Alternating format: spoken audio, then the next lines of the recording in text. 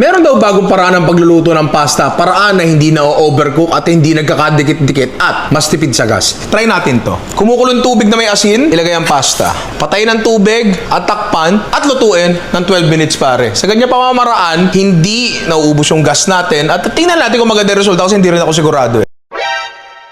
Siyempre, hindi palalagpasin ni Chef Yami yan. Tara, let's go. Nagpakulo na ako dito guys, agad-agad ng tubig. Tapos gamit ko Del Monte. Oy, Del Monte, baka naman, ikaw na bahala. Tapos yan guys, ilalagay na natin pasta. Tapos dito guys, pinatay ko pa lang ating apoy para mapatunayan nga natin na legit itong ating gagawin. Then tatakpan na lang natin yan guys. Then set tayo 12 minutes sa ating timer. Okay, babalikan na lang natin mamaya. Let's go. Then after 12 minutes yan guys, ayan, titingnan na natin, check na natin kung talagang naluto nga ang ating pasta guys. Eto, reveal. Tingnan natin guys kung legit nga naluto. Kita nyo guys, ang ganda oh. Oh, diba? Luto nga guys, legit nga, 12 minutes cooking, napatay ang apoy. Wow, legit guys. Napakagaling, napakatipid nito guys sa ating gasol, ano? Imagine mo, pakulo ka lang, then next natin guys sa kabilang banger, siyempre gagawa naman natin ating sauce. Ito guys, ituturo ko sa inyo, napaka budget friendly, gamit ko lang San Marino, baka naman.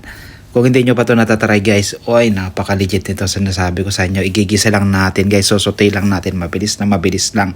Papainit lang natin, dalawang klaseng San Marino pa lang gamit ko dyan guys. Yung isa, yung medyo spicy para naman may konting kick, no?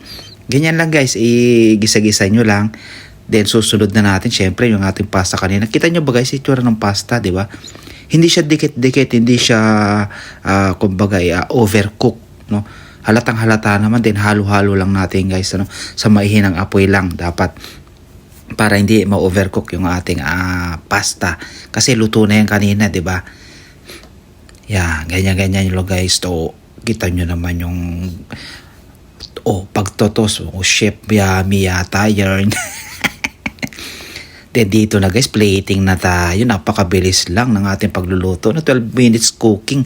May ganito ka nakasarap na merienda, agahan, almusal. Ikaw nang bahala guys. Ayun oh, diba? Siyempre, dito na tayo. Tikiman time na. Yan, no? Legit, guys. Napakasarap. Hindi ganung overcook. Napakaganda ng pagkaluto ng pasta. Napaka-budget friendly pa. Okay, try nyo na rin to. Mga ka, masarap. Top. Top. Top? Hindi nga. Top.